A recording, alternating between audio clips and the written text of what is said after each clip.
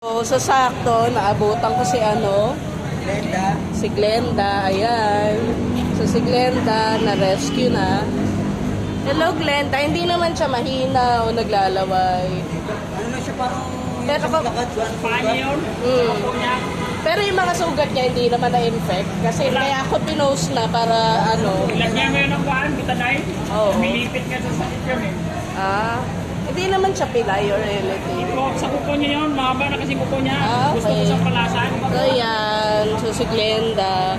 Ang nag-rescue daw si Leia Bourbon ng, ano nga yun? for Angels. Home for Angels. Glenda. Yan. So, ayan. Kung gusto niya ampunin si Glenda, doon yung sa Home for Angels. May Facebook page naman yung Home for Angels. At labor ko na lang po. O, yan. Si Leia Bourbon with an H. Nakikita ko yung nakapost. Oo. Yay! Na-rescue na siya.